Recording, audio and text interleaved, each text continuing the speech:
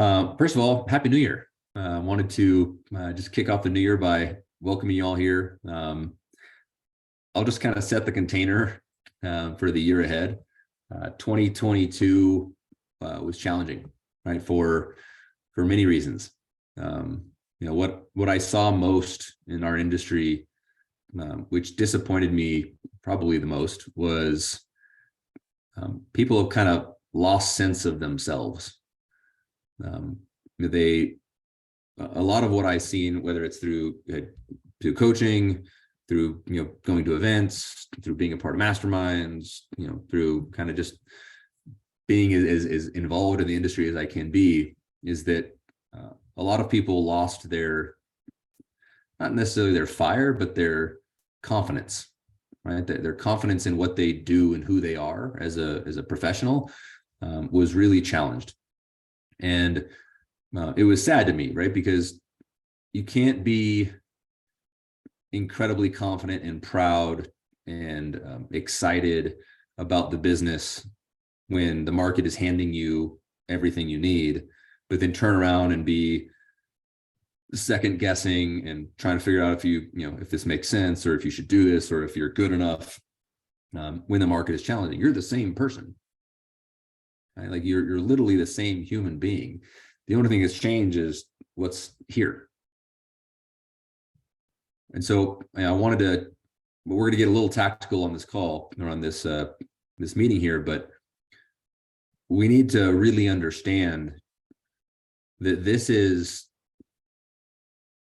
never been and I sound like a broken record, I apologize, but there's never been a better time to be a superhero than today. Right? Imagine if Batman existed, but there was no crime. Batman's just sitting in his park lounger all day long, right? Watching YouTube, because there's nothing for him to do. The same thing holds true today, right? We have a lot to offer to the consumer. And it's more than just a transaction of a mortgage or a transaction of a real estate deal. Right? We have the ability to offer them real advice and guidance that they need now more than they ever have, right? Our realtor partners need advice and guidance and planning and differentiation now more than they ever have. Everything that we've talked about for the last 3 years at Art of Homeownership, right? Maybe 4 years. It's coming to a place where it's needed now more than ever. Right. So I really want you all to think through this year, maybe differently than you did coming into this call. Imagine, thousands of mortgage professionals wandering the streets, right, looking for loans. But there's only a few of those that are out there, right, that are needed. Now, granted, there's hundreds of thousands of them out there. There's millions of loans that'll happen this year, right? So you need to ask yourself, do you want to play the same game as everybody else, right? Or do you want to go take your unfair share of the market? And this platform is going to give you every ability to do that. So please, whatever you were thinking prior to this call or coming into this year, if it wasn't wild optimism, if it wasn't an incredible amount of opportunistic thinking, right? And if it wasn't abundance as opposed to scarcity, then try and reframe that. And if you want to reach out to me and chat more about it kind of one-on-one, I'm happy to do that, because these conversations that I have with people to kind of help them reignite themselves and find their superpower helps me too, right? Because I'm not immune to some of the negative thoughts at times. So just want to say thank you for being a great partner, being a part of the platform, whether it's Art of Homeownership, Neo Experience, some of the other white label products. Just want to say thank you for continuing to help change the industry at a time when many people have really pulled back and just kind of let business happen to them. The people here on this call are clearly stepping into the problem and finding solutions and fixing it. So just wanted to thank you guys for that and excited for the year ahead. So let me do this. I will share my screen here. And today we're going to go over probably the biggest topic of all, which is getting buyers off of the fence. I'm going to be looking at another screen while doing this as well. So let me pull this up and we'll get rolling here. And this will probably only be maybe about 20 minutes or so, and then we can open it up for Q&A. So if you have questions as we're going through this, or if you have scenarios that I can help with, please let me know. So, let me change this to presenter mode.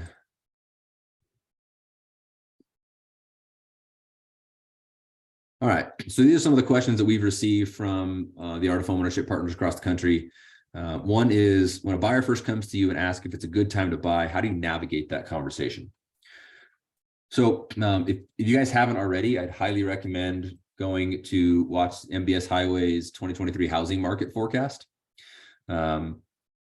There's a lot of really great information in there that's going to be helpful.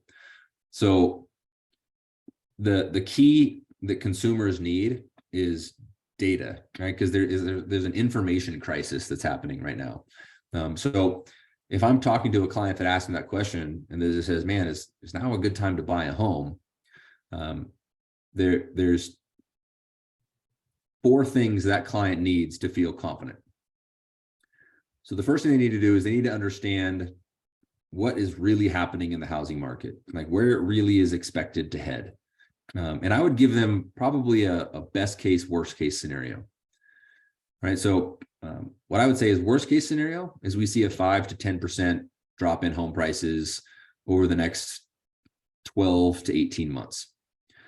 But here's why I don't necessarily think that may happen. And even if it does, why we still believe it's a good time to buy a home, right? So you kind of have to preface best case, worst case.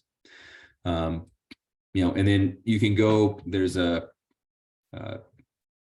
me just share this with you. This is branded to Neo, so I apologize, but I'll move this over here. Can you guys still see this screen, the new screen that I moved over? Hopefully you can see this here. Let me see, we got somebody in the chat. Yes, okay, cool. So, being able to show what's really happening, this is more of a realtor presentation here, right?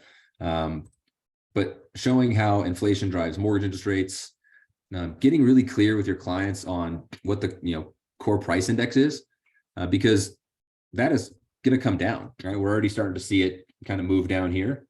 And as that happens, interest rates will follow, right? It's almost a dead on curve with the exception of, COVID happening here. So being able to show your clients like when inflation will peak is going to be important. These are all of the CPI index reporting that's coming out month over month. And we can see here kind of where it's trending towards.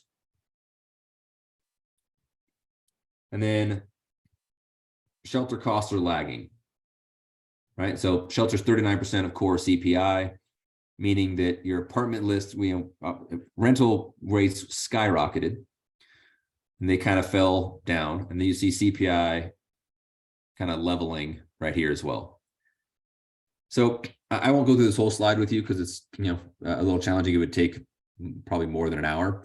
But what I would tell you is data will help people, right? And them knowing the demographics, right? So and you can go to the e-learning platform and you can look at the bulletproof buyer program that we have and just show people, look, like there's just not enough inventory still today, and more will come, but the buyer demand is still too strong. People that have I think 65% of the mortgages in the United States are sub 3%, which is a staggering number, right? For those people to take their 3% or sub 3% interest rate and buy something in the 6s, it would really take a have to move, not just a want to move type situation. So if I'm a buyer, I'm thinking, well, there's just not going to be that much inventory because the only inventory there's going to be is have to move type buyers, or I'm sorry, have to move type sellers. Now, what's going to happen is you have to show, rent versus own. You have to show, cost of waiting analysis, all through MBS Highway and also through Mortgage Coach. But when you're showing these types of these data points to the consumer, you really need to rewind back to 2021, and just say, look, I don't know if you were even in the market in 2021 or 2020, but as soon as interest rates start to drop, because what's happening is the mental bracketing system, that's a Danny Hirani term, has changed. And I would, again, if I'm talking to the consumer, I say, Mr. Smith, it used to be basically from like 2011 to 2021, or most, even the early part of 2022, the consumer thought that a good mortgage interest rate was between 2.5% to 4.5%. That's basically where rates were the entirety of that time frame, right? For a decade, they were between 2.5% to 4.5%. So now, rates have moved up to as high as 7, which was in October, but they've dropped back down now. Now kind of we're back in the 6s. And now the bracket is open, right? So if I'm a homeowner and I've been in my home from 2018, right? And even back then it was hard to get an offer accepted. But now it's, we're 4 years later, and family's growing, they kind of want to move up, down, out of the area, whatever the case may be. But they didn't want a 7%. Now the bracket is 2.5 to 7.5. So when rates get down to 5.5%, right, or 5% or 4.5%, and you can show them the Freddie Mae, the Fannie Mae, estimation article that says 4.5% in 2023. If rates get here, the floodgates are going to open, right? Buyers are going to want to buy like crazy, right? And people are going to want to sell their home and buy another home, which means we're going to be right back to 2020, 2021 again. Now, rates don't need to get as low as they did for that to happen. They just need to get lower than they are today, right? So you have two choices, right? You can wait, right? And let's say home prices drop by 5 to 10%, right? If that's the case, then if you're going to buy a $500,000 home, and let's say it drops 10%, that's $50,000. And it takes 12 months for that to happen, right? Now you're going to rent for 12 months. You're going to miss out on creating equity. And you're going to miss out on any sort of tax benefit between now and then, and just do those numbers for them in those systems. But then, when you do go to buy at, let's say, a 5% interest rate, that $450,000 home will be bid up pretty substantially, right? Because there's a ton of demand. You can show them the demographics, the millennial demographics and the Gen X demographics. All these people have been waiting to buy homes, right? So you're gonna have to overpay for the property, right? As opposed to getting into it, right? Where if it's a $500,000 home, maybe split the difference and get it for $475,000 today, right? Because sellers are willing, right? Bake in the potential depreciation of the property on the purchase price, right? Or on the closing costs, or having them buy the interest rate down, right? Like get that 5 to 10% negotiated into the deal in one way or another, right? And then you're already in the home you want. Now we just refinance you down to where you should have been anyways, right? But you're not in the bidding war. So being able to take someone through that is a very intentional process. And if you're making the mistake of believing that just telling someone the words that I told you will be enough, it's a massive mistake, because people are not auditory learners. They will literally forget what you said 30 minutes after you talk to them. But they're visual learners. So you have to use Mortgage Coach, right? You have to use MBSI. We have to use the tools. You have to use the data, right? You have to use all the stuff that we have in the e-learning platform to show, hey, here's the deal, right? Like this is really what's happening. Right? You have to get them comfortable with their economic situation. People are hearing the term recession a lot lately, and they're going to hear it a lot more over the next 3 to 6 months. When you hear recession, what's the first thing you do? You get scared, right? Because you think recession, job loss, economic slowdown. You think, most people equate recession with home prices coming down, even though, I think that's only happened one time, which is the Great Recession.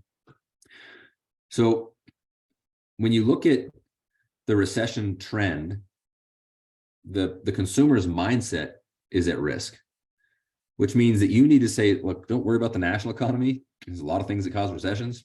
Let's worry about your personal economy and how that relates to the homes that you're maybe potentially looking at today. Because I will tell you, Mr. Smith, I'm not going to let you make a bad decision. Right? I'm not going to let you buy a home that I believe is going to tank in value right? Just to sell a mortgage. That's the exact opposite, right? I want to help you make a really educated, smart decision based on logic and data, right? And then I want to help you protect any potential downside, right? By kind of building in that downside up front. And I want to know, kind of what the short-term and long-term goals are so we can make an educated decision. Because I don't actually care if you buy a house, right? I just care that you make a really smart decision as opposed to an emotional one. And right now, emotional decisions are what's happening. So let's walk through your personal economic situation. Let's see how it stacks up to the housing market today. Let's see what happens if you were to wait, right? Or if you were to rent for longer. And let's make a really good decision here. Almost no one's going to say no to that, right? Because you've removed any of the sales conversion tactics that most lenders or realtors are using, which is, basically discrediting their belief. I think the market's going to crash. Oh, no, that's not going to happen. Okay, great. Well, there's obviously a reason you're going to say that, right? Or I believe that rates are too high. No, historically, these rates are fine. No one gives a shit about that, right? Like, they want real data and they need to see it, not just hear it, right? So the presentations that you create and the specific tools that you use to show people the data versus the market is important. Next thing is just getting to a place where they feel like they're bringing a gun to a knife fight, right? So let them know, hey, when we do this, you're gonna look like a cash offer, right? You're gonna be fully underwritten. We're gonna cross our T's, dot our I's. We're gonna be able to close in 15 days. We're gonna be able to do all these things, and that's gonna help you get a better deal on the home, right? Because you're not gonna have to, if you are competing at all, right? You're gonna outperform based upon how we've structured the approval. And if you're not competing at all, it just gives you more leverage to be able to ask for more credit, buy the rate down, temporary, permanent. Again, that's every client's going to be specific there, but lower purchase price. The client just needs to know they have an upper hand, right? That they're going to go into this market with kind of an unfair competitive advantage that they get to use to benefit them. Because if they believe they're walking into a gunfight with a gun, no thanks. Right? I'd rather just avoid the fight altogether. Right. But if I can kind of stand back, and this is probably more graphic than it needs to be, but like someone's got a knife and I can just kind of stay away and shoot and be safe, I'd be okay getting into that fight if that was necessary. So and then the last thing is just going to be, most of the reason that especially the younger generation is not making the decision to buy a home is the permanence of the entire thing, right? It's that they feel like it's a weight that they're gonna have to carry around for 30 years and navigate, and they kind of like the ability to be nimble and, well, if I don't want to live here, I'll live here, and I can rent here and I can do this. But look, you're signing a year lease anyways, right? And in a year you're probably going to put down roots, right? And if not, then definitely don't buy the home, right? But if you want to be somewhere, let's remove that weight off of their back by letting them know we are going to be there proactively for you to help you in every way you can possibly imagine for the next 30 years. Like, you're not going to have to worry about how to navigate a potential declination of home price. You're not going to have to wonder what to do if home prices appreciate and if rates come back down. You're not going to have to worry about when to refinance. You're not going to have to worry about what to do with your equity, how to manage every other aspect of real estate finance. We're going to do all that for you for the next 30 years. Right? That's like having a partner that knows the shit that you don't know, that says, I'm going to do this for you. Well, if that's the case, like if I'm going to go start a business, opening a pizza shop, I don't know anything about making pizza. I know how to run a business. But if he says, look, I got the pizza part, I feel much better about going to do that thing. Right? So be the partner that your clients need to remove that fear and uncertainty of the long-term commitment. So those are the 4 things that you need to do for, whether it's a first-time home buyer, a move-up buyer, somebody who's bought before, anybody who's asked you the question, right? Is it a good time to buy a home? Know those 4 things need to be met, right? Confidence in the real estate market and where it's headed, and the kind of the bracket between worst case scenario and best case scenario. Personal economy versus national economy, get them very focused on their position versus the housing market as opposed to the total economy in general. Give them an unfair competitive advantage, make sure that they know that offer is going to get them something that they wouldn't have otherwise, and then make sure that they're not alone, right? So those 4 things are going to help you as you're helping someone navigate that situation. So what's happening in the market right now? This is where you can use a lot of this data. And let me pull this over here, jump us back over here. So you can see, months of inventory of homes for sale, 2011 to today, right? Inventory is incredibly low. Housing supply is tight due to demographics. Again, this is happening today, right? This is new homes being completed, right? New homes being built. You can see we were massively overbuilt for the number of new households, right? This is the people reaching household age or creating families, right? So builders just didn't see the demographics and they overbuilt. Well, now the tables have turned for the past 5 years, going on 6 years, where there's more people than homes being built, right? And there was a massive shortage of homes being built here because of what happened, right? So that the builders pulled back. So being able to, last housing cycle, current housing cycle, 8 million job cuts. This is the 2008 kind of Great Recession. Sorry, drew a blank on that. 8 million jobs lost. None now. We have the lowest unemployment rate that we've seen maybe historically, right? Total payroll jobs. There's 23 million more people who have jobs today than last time. 20 million more people who have total jobs, right? Subprime loans, non-existent. 5-year cumulative new home construction, right? 5 years, they built 7.65. 5 years, they built 4.6. Inventory in the market, roughly a million versus, essentially 25% of the inventory that was available. Mortgage delinquency was 10%. Now it's 3.6. Homes in foreclosure, almost none. Now you need to show them what's happening in today's market. And, again, MBS Highway is a great source for a lot of that data, as is Keeping Current Matters. But if you're just telling people this, it's not going to fly, right? Take this, send it to them, show them the sources. And then I would just say, look, what's really happening right now is a massive shift in generational wealth amongst our society. And just pause and let that sink in. And then ask, do you know what that means?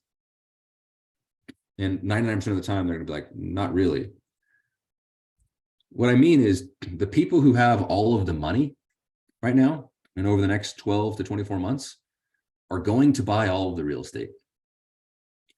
Because it's a simple economic equation. There's not enough supply of homes, and home builders are not going to build enough supply anytime soon to reach the massive levels of demand of the people who need to buy homes.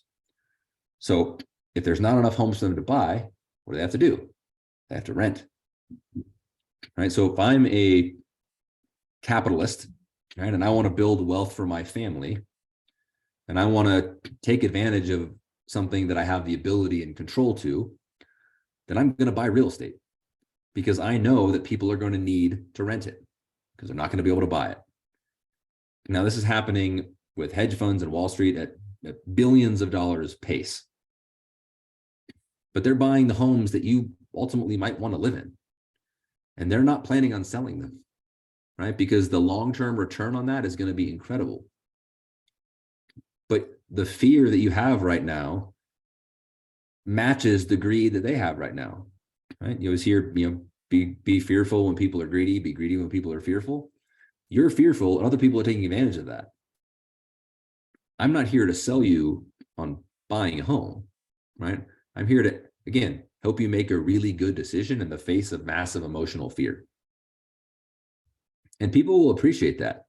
And I would do everything I could to go out to the masses and communicate that to them, right? Create video content around it, put it on your website, put it on your blogs, put it on your email blasts, go to events, do first-time homebuyer seminars and say, look, this is what's really happening right now.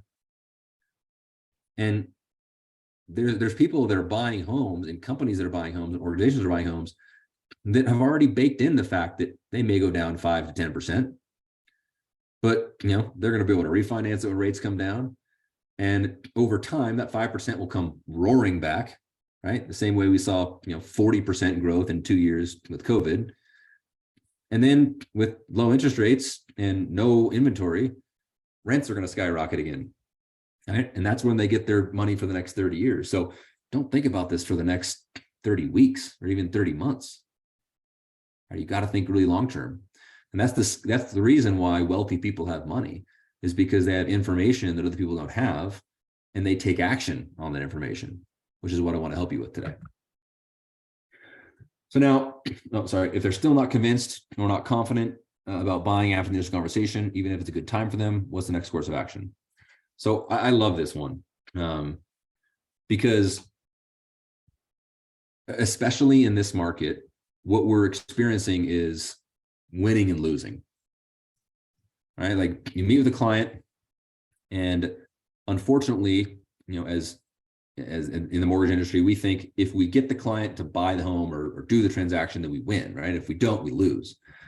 We need to completely reframe that, right? To where now the sentiment is, if I give them all the education, it's a win, right? If I get past their, emotional defense, right? Which is, I'm scared, I don't want to hear it, I've made my decision, I'm not going to buy a house, I don't want to hear anything about it, which is where most people are, right? Which is why they're not engaging, which is why we need to teach our realtors to help us sell a different product, right? Because we're not selling mortgages right now, we're selling information. But if you've penetrated their emotional defense and they've given you the ability to educate them and to really take it in, then at that point, it's not a matter of if they're going to buy a home, right? It's just a matter of when, right? Do they qualify right now? Yes, great. Is it a good time for them economically? If yes, great. Right. So let's say that, let's throw out they qualify, but there's literally nothing that makes sense for them and they have to move to a different area, right? That's still a path, right? And we need to be confident and strong enough to tell people that in a way that is super empathetic. Like, hey, unfortunately, we may have missed our window for the area that you're looking in, right? Like 2019, maybe early 2020, kind of pre-pandemic, those prices were available, but now the prices have gone up and rates have gone up. The only way that it would make sense for you in this market would be, probably getting 10% below market value, which is not out of the question, right? But my recommendation would be that we open up our scope. And let me tell you a story. I've been doing this since, really 2005, but 2011 is when I really started into the purchase business. But, I've had clients that I talked to in 2011, 2012, who wanted to buy a home, who were afraid because of what just happened in the Great Recession, right? They just came out of 2008. And prices started going up in 2012 and 2013 and 2014. And they waited and waited, and they said, no, this can't be sustainable. The crash wasn't fully done. There's still more to come. And they waited and they waited and they waited. Those clients literally had to move 2 counties away from where they wanted to be able to buy a home, because they couldn't even afford to rent where they wanted to initially buy. Like, not only had home prices gone up, but rents had gone up so much that for them to, even have a sustainable place to live, they had to move over an hour, out of the way, which, meant one of them had to, completely change jobs. The other had to commute, just a place they did not want to live. So my recommendation is, that we do everything we can to find you home today before that could potentially happen. Now, if I'm being super honest, you're probably 18 months away from that being the case, right? Rates coming down, home prices start to go back up, inventory challenges, you start to have price competition again. But why wait and chance it, right? Like, why not just take advantage of what we can today, not have to worry about being forced out at a later time and controlling your own destiny. Like, we need to have the confidence and the wherewithal to be able to have that conversation with someone where they don't feel attacked and they don't feel like you're selling them something, but they genuinely feel like you care for them, because that's the way we should be coming at this, right? Is that we have a genuine care and concern for what you're trying to do. So let me stop the share here, and I will move this over. Any questions on anything that we talked about in terms of, market expectations, talking to clients, first-time home buyers or buyers in general, feel free to type it in the chat or raise your hand and jump in.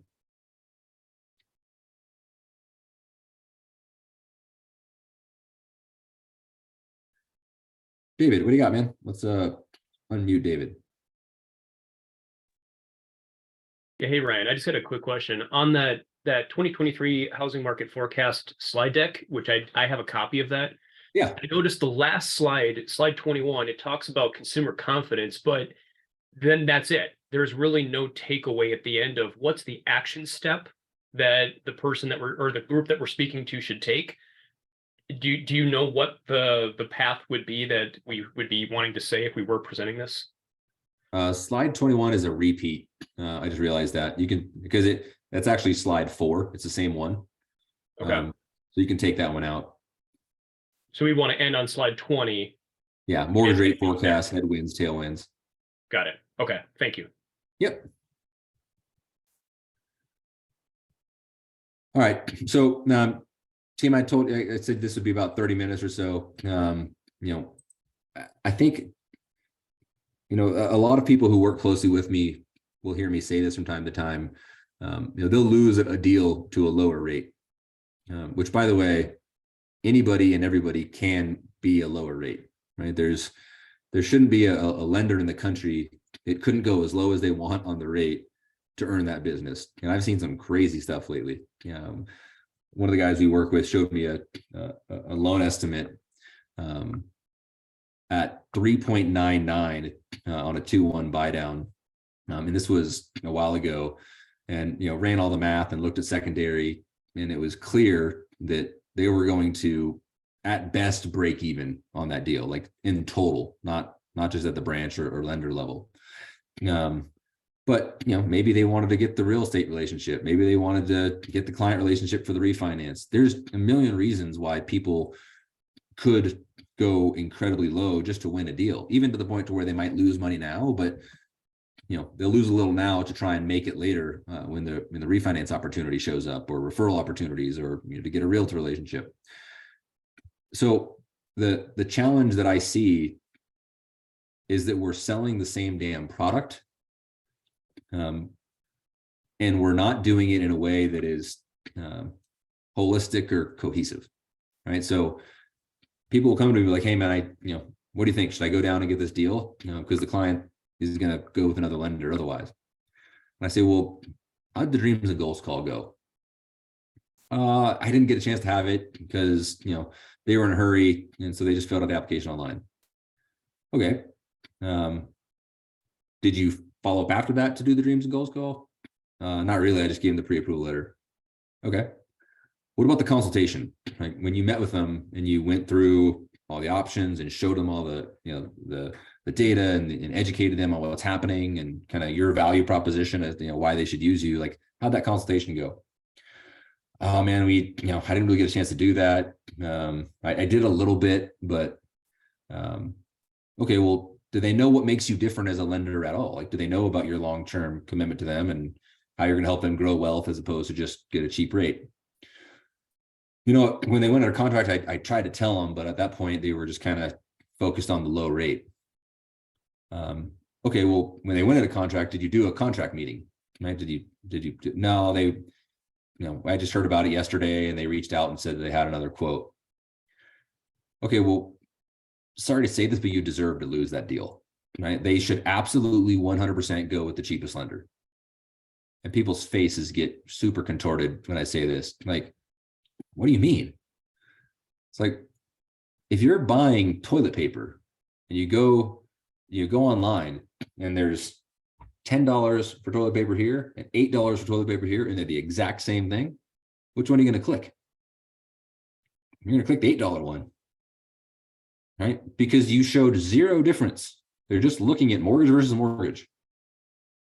So of course, like they should get the cheaper one because they have no idea what your commitment to them is. They have no idea how you're going to help them long-term. You didn't take the time to do the dreams and goals call. The consultation was non-existent, meaning that there's no way they could know how much different or more valuable you are. You didn't talk about anything post-closing related, which is the most important part of their transaction, which is the next 30 years, right? So team, this is the time, if there ever was, this is it, where you want to become an absolute genius in that process. Your dreams and goals call needs to be 10 out of 10 every time. Your consultation needs to be something that you are so impressed and proud of that you cannot wait to do it. Show it to your realtor, show it to your business partners, show it to your clients, right? Show it to your team and continue to improve upon it and get better, right? The contract meeting is a non-negotiable. If these things aren't happening and you're not making them a massive priority, I'm sorry, but the client should use the cheapest lender, right? And you should just be okay with it because again, it's $8 toilet paper versus 10. Which one do you click on? And I hate to break it to you, but you're the $10 toilet paper, right? Somebody else is the $8 toilet paper. Same product, just different price. So please take clients through that process. Make sure they know what makes you different, what makes you unique. It all starts with the dreams and goals call. The consultation helps solidify it. The contract meeting helps make it real. And then the post-closing call after closing really cements the long-term commitment to everything. So please be sure that you're doing that. If you need help getting better at that, please let us know. But look, we couldn't really get better in 2020 or 2021. We just had to be alive. We literally just had to answer the phone, put data in, process loans, and get them out the door as fast as we could. There was no improving our craft, previously the 2 years. I would argue that the last 6 months, it's kind of like being in a prize fight, not like a boxing match, right? You walk into 2022 feeling good, you get hit a couple times, you got to and then you keep getting hit, and you don't really know what to do. You're just trying to keep your feet underneath you, right? You're trying to pivot and move. But now we know the score, right? We know who we're fighting. We know the market. We know what we're dealing with. And we have time. If we don't get immensely better, if we're not a much better mortgage professional 30 days from now than we were today, shame on us, right? We will get whatever results come to us. But you guys have a really unique thing here to be able to dive into the information and dive into the e-learning platform and dive into the process and ask us, hey, like, I need help here. How can I get better? Who can look at this? Right? We want to help you guys be the best mortgage professional on the planet and be the most confident mortgage professional on the planet. It's just, you got to put in the work to do it. And then lastly, before we roll out here, make this a very well-known thing. I mean, when you have something that is going to benefit the society that you serve, right? The communities that you serve, the families that you serve, realize that if you don't do this, they're going to call someone else, right? If they don't know you exist, they're going to go online. Someone's going to sell them into some shitty mortgage that they probably shouldn't have. Someone's going to give them bad advice or no advice. They're either going to get scared and not buy a home, right? Because they went on someone's online mortgage calculator, or they're going to buy a home in a way that's not appropriate for them with no one helping them afterwards. And just make that your motivation, right? Like, there's people out there that are going to take advantage of, right? Because when the mortgage industry struggles, you get really shitty salespeople doing really bad things. And the bad thing is not always selling the wrong loan product. Sometimes it's not helping the client actually buy the home. And imagine you have a client that you know and you like, right? They just, let's say it's your friend, good friend of yours from elementary school. You don't know they want to buy a home, right? They never told you, but they went and called some online lender or some cheap discount mortgage lender of some sort. And that lender said, here, fill out an online application, and then everything looks good. Here's your payment. And that payment scared the hell out of them. So they decided, we're not doing this. Not a good idea. Bad time. I've seen all the headlines, and they decide not to buy a house. And 12 to 18 months from now, the market gets, interest rates drop, more inventory, but way more demand, right? Now they think, oh, it is a good time. But bidding wars push them out. They can't get into it. Now they have to move out of the county, right? They've missed their window. That client, that friend of yours from elementary school, you didn't help them, right? Like there's a bunch of people out there that you're not helping because you're just allowing them to think that you're the same as everyone else. So if you don't shout from the rooftops who you are and what you offer, what makes you unique, what makes you different, and why, regardless if someone wants to buy, sell, or finance a home today, you should be talking to every single one of them, right? They need to know that. And I'm not seeing enough of that messaging, right? I'm seeing, a bunch of posts around, it's not that bad of a time to buy a house, right? Like rates aren't really that bad. Home prices won't crash. Why you should get in now. Like that's just a bunch of salespeople selling shit. No one is saying, hey, I'm not sure if you're aware, but we do full financial analyses for people at no cost. And we don't care if you buy a home or not. We just want you to have really good information. And if you're sitting at home wondering, should I buy a house? Should I not? Should I sell? Should I not? You likely don't know where to get that answer. That's exactly what we do, right? It's exactly the people that we help. And if you don't ever end up buying a home or getting a mortgage, no big deal, right? Our job is to help you. Our job is to answer questions that you have that you're not going to know who to ask. Get that content out there, right? Be that person for your friends, for your family, for your community, right? For the people that you already know, and especially for your database, for God's sakes. Your database is freaking out just like everybody else. They don't know what to do. They want to move. They just don't think it's a good time. They want to sell and buy something different, right? They want to buy an investment property potentially. They want a better generational wealth profile, right? They want a better financial future. But maybe they don't even know this is what you do. So put that hat on for the rest of the year, right? Especially in the beginning of it, and realize, people need to know what makes you unique and different. So let me pause. Any questions, comments? Anybody want to share anything? Anybody have any goals for the year they want to share or anything before we let y'all go?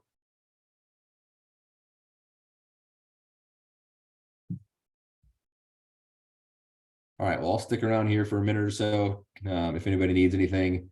Otherwise, have a wonderful start to the year. We're only a couple days in here, but again, this is going to be the year where the really phenomenal mortgage professionals step up and make a career. And the other people are going to get small, play small, and think small. So don't be that person.